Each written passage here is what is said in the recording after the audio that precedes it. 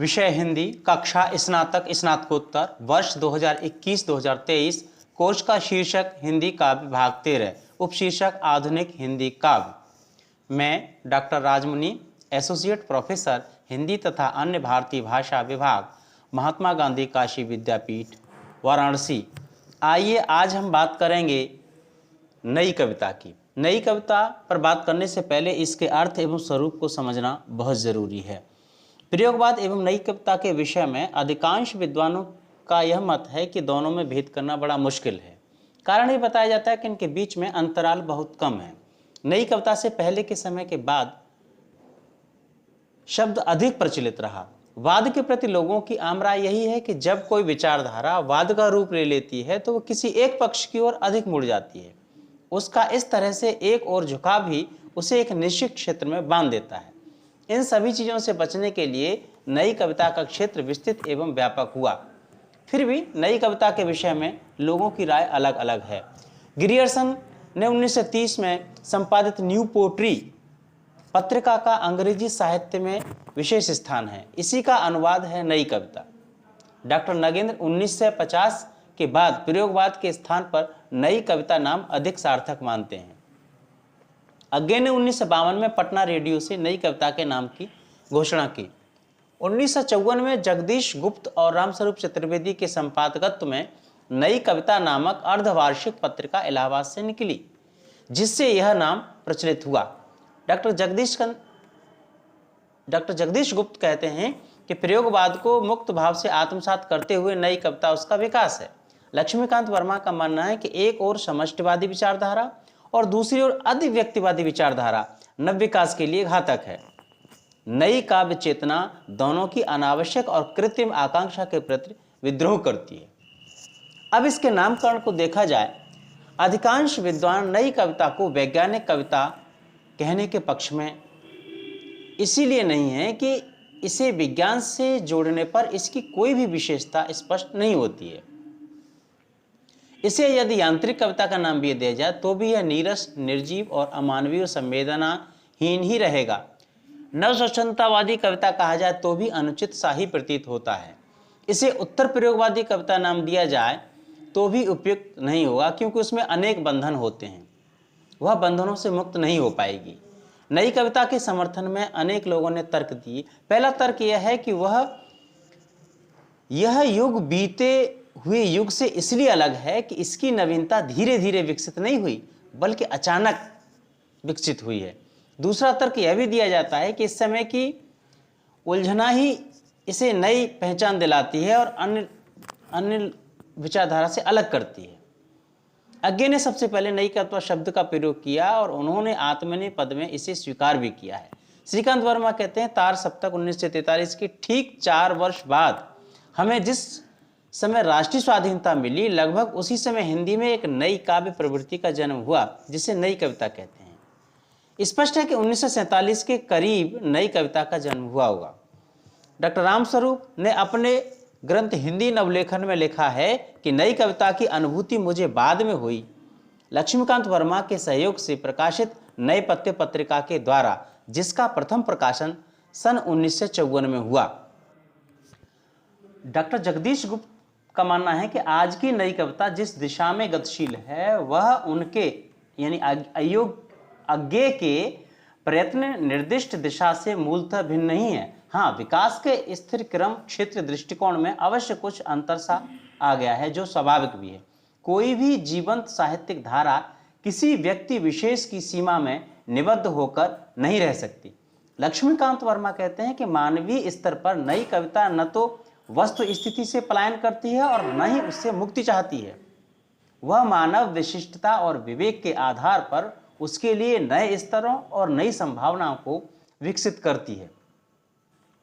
इस प्रकार अनेक समीक्षकों के मतों का मूल्यांकन किया जाए तो यह बात सामने आती है कि ये लोग प्रयोगवाद के विकसित स्वरूप को ही नई कविता मानने के पक्ष में खड़े होते हैं। इसका कारण यह भी हो सकता है कि प्रयोगवाद और नई कविता में कई स्तरों पर समानता दिखाई देती है।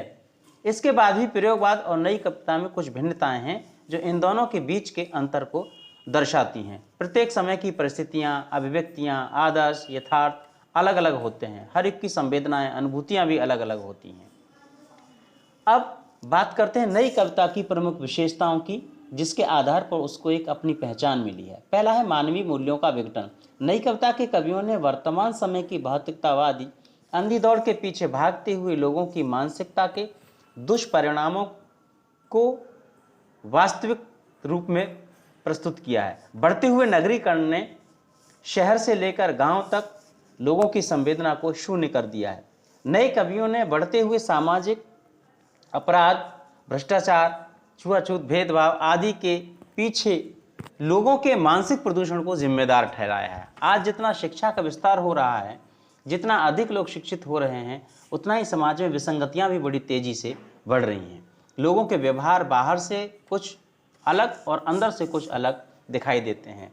तभी तो कुमार नारायण की दृष्टि ने मानवीय मूल्यों की बिखरती हुई दुनिया को इस प्रकार प्रस्तुत किया है। कहते हैं कि पागल से लुटे लुटे, जीवन से छुटे छुटे, ऊपर से सटे सटे, अंदर से हटे हटे, कुछ ऐसी भी यह दुनिया जानी जाती है। व्यक्तिकता। नई कविता में प्रत्येक स्तर पर ईमानदारी के साथ साथ अहम की भावना भी हावी रही है। इसीलिए नया कवि बार बार इस बात पर जोर देता है कि अपने जीवन की सच्चाई को ही अभिव्यक्ति देनी चाहिए, उसमें कहीं भी बनावटीपन नहीं होना चाहिए। अज्ञे ने जितना तुम्हारा सच है कविता के माध्यम से कहते हैं कि जितना तुम्हारा सच है उतना ही कहो, पीठ से टोहकर नहीं, मन के उन्मेष से। उसे जानो, उसे पकड़ो मत। यथार्थवाद की अगर बात की जाए तो प्रगतिवाद से लेकर नई कविता तक आते आते यथार्थवाद में बहुत कुछ परिवर्तन हुआ।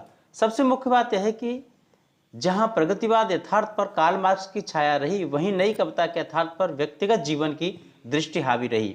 यहाँ देखने की बात, ये ध्यान देने की बात, आवश्यकता यह है कि यथार्थ किसी प्रकार का क्यों न हो, जब उसमें व्यक्तिगत भावनाओं का अधिक हो जाता है तो वह अपनी स्वाभाविकता को खो बैठता है। प्रगतिवादी यथार्थ नई कविता के यथार्थ की तुलना में सदैव भारी एवं उपयोगी सिद्ध हुआ। मदन वात्स्यायन ने अपने काव्य में यथार्थ को इस प्रकार प्रकट किया है कि इस युग की पत्नी सी हो कुछ, कौन बहस में जीते तुमसे। शकुंतला माथुर की सुहाग बेला में यथार्थ का कुछ अलग ही रूप दिखाई देता है। चली आई बेला सुहागिन, पायल पहने बाण विद हरणी सी। बौद्धिकता की अगर बात की जाए तो नई कविता के विषय में कहा जाता है कि इसमें बौद्धिकता की भावना अपने चरम पर रही। यह बात पूरी तरह से सच है, क्योंकि नई कविता का समय विज्ञान एवं प्रामाणिकता से आच्छादित रहा है। यहाँ आकर व्यक्ति भावुकता की जगह तर्क एवं बुद्धि से कार्य करता है। जहाँ बुद्धि अपना कार्य संपन्न करती है, वहाँ हृदयगत भावनाएं गौड़ हो जाती हैं। यदि कोई किसी का है तो उसकी अपनी बुद्धि है, मनुष्य को उसी के सहारे चलना है।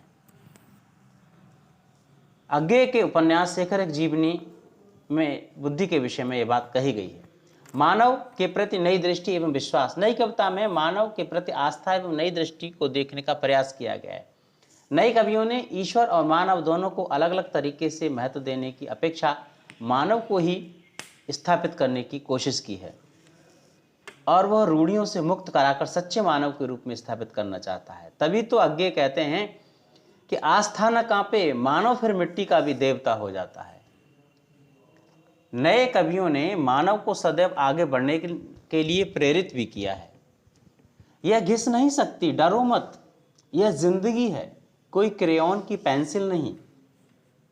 मानवीयता की अगर बात की जाए तो नए कवियों की प्रेम की जो अभिव्यक्ति है केवल शारीरिक ही नहीं है। इनका प्रेम के प्रति दृष्टिकोण बहुत व्यापक और उदार है। मानव के बाहरी सौंदर्य एवं प्रेम के अतिरिक्त आंतरिक प्रेम एवं सौंदर्य की भी चर्चा इनके यहाँ देखने को मिलती है। शमशेर बहादुर सिंह जो देहरादून वाले हैं, काव्य में प्रकृति के साथ साथ मानवीय प्रेम को भी महत्वपूर्ण स्थान देते हैं।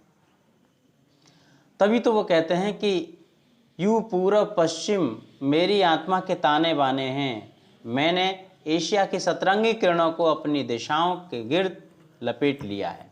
नए नए उपमानों का प्रयोग। नए कवियों ने काव्य में चमत्कार पैदा करने के लिए नए नए उपमानों का प्रयोग किया है, या ऐसे समझें कि अपनी बात को और धारदार बनाने के लिए भी उपमानों का प्रयोग किया है। इस प्रकार के नए नए उपमानों से काव्य में आकर्षण की क्षमता बढ़ जाती है और पाठक का ध्यान सहज ही उस ओर खिंच जाता है।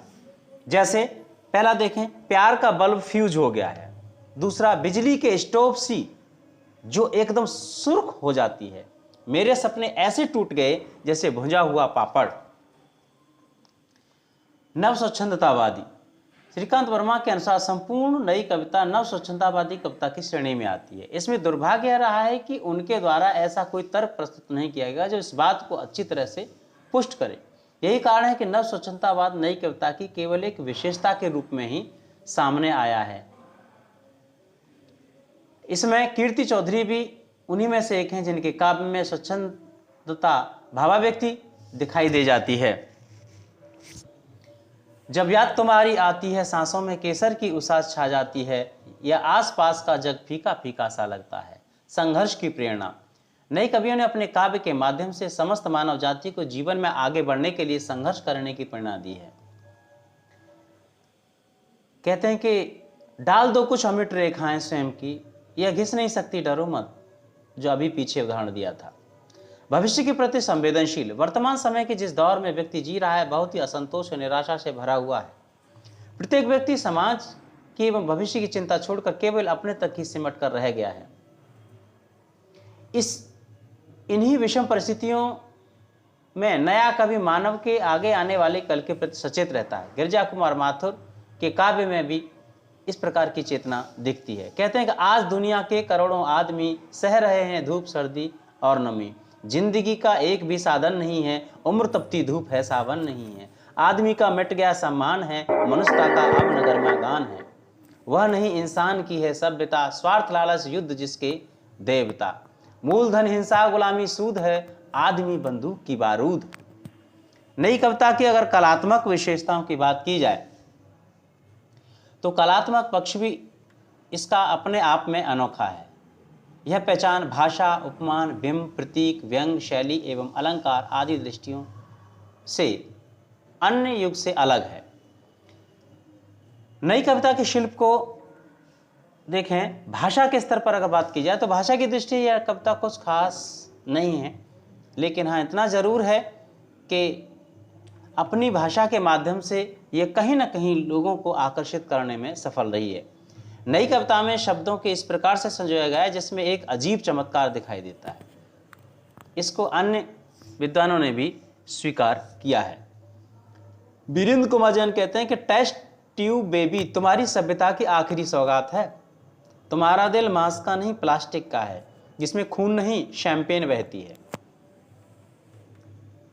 इसके साथ ही नई कविता की अपनी एक लय, एक धुन, एक प्रवाह है जो इसमें नई खनक, नई चमक पैदा करता है। छंद विधान को अगर देखें तो नई कविता छंदों के बंधन को स्वीकार नहीं करती। मुक्त छंद की नींव तो निराला के समय छायावाद में ही पड़ गई थी। उस पर नए भव्य का और नई इमारत खड़ा करने का जो श्रेय देना चाहिए वो नए कवियों को। नई कविता की इसी प्रवृत्ति के कारण यह गद्य जैसी दिखाई पड़ती है। इतना होने के बाद भी इसकी अपनी एक आंतरिक लयधुन और चमक है जो सबसे अलग है। अलंकार, नए कवियों के काव्य में अलंकारों को ढूंढना कोई सहज बात नहीं है। ये अलग बात है कि नए कवियों ने प्रतीकों का प्रयोग करते समय उपमा, रूपक, उत्प्रेक्षा आदि अलंकारों का सहारा लिया है। प्रतीकों का प्रयोग, नए कवियों ने लीक से हटकर नए नए प्रतीकों का प्रयोग बहुत सावधानी के साथ किया है। कहीं कहीं भावावेश में आकर ऐसे प्रतीकों को भी चुना है जो इनकी हल्की मानसिकता का भी परिचय दे जाते हैं, जैसे गधा, ककरमत्ता, करमकल्ला आदि।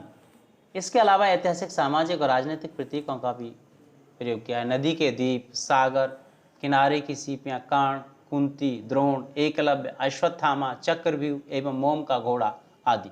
आगे के काव्य में नदी के द्वीप का बहुत सुंदर उदाहरण देखा जा सकता है। हम नदी के द्वीप हैं, बैठे नदी की गोद में।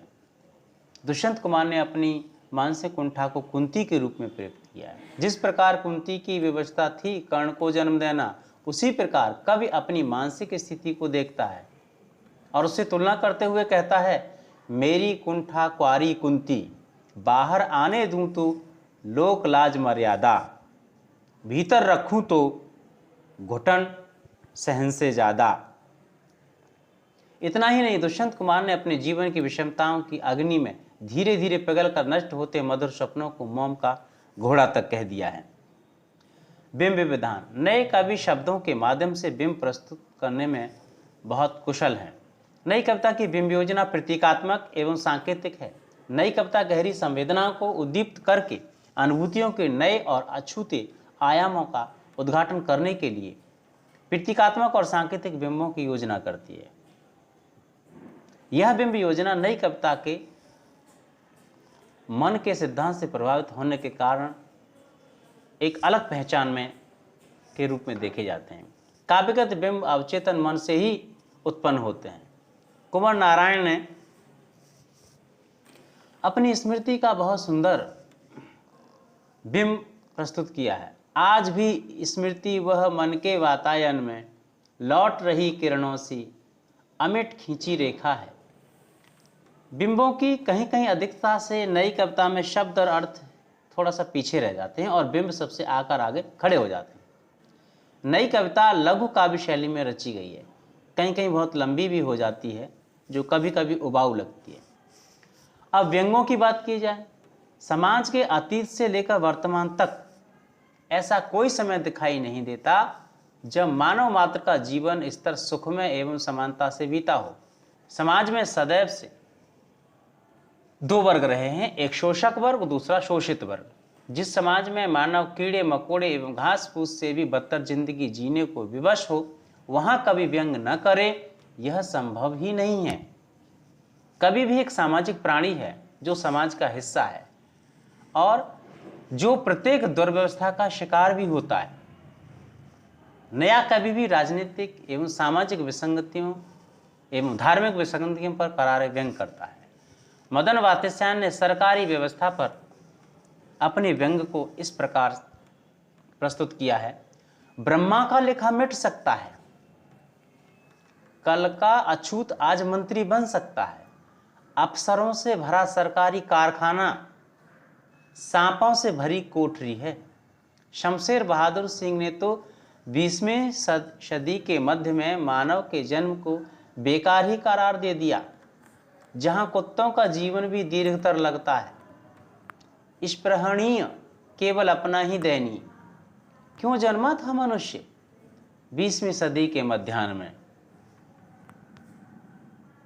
इस प्रकार हम कह सकते हैं कि जो नई कविता है वो अपने भावात्मक पक्ष को लेकर और कलात्मक पक्ष को लेकर अन्य युग की अपेक्षा एक अपनी अलग पहचान बनाने में सफल रही है। अब अगर ये भी देखा जाए कि हर युग की संवेदनाएं और अभिव्यक्तियां दूसरे युग से नहीं मिलती, बात ठीक है, लेकिन हर युग की अपनी कुछ अच्छाइयां और बुराइयां भी होती हैं। अतः निष्कर्ष रूप से हम कह सकते हैं नई कविता के बारे में कि जहां उसकी अपनी कुछ विशेषताएं वहीं दूसरी ओर कुछ कमी भी रह गई हैं।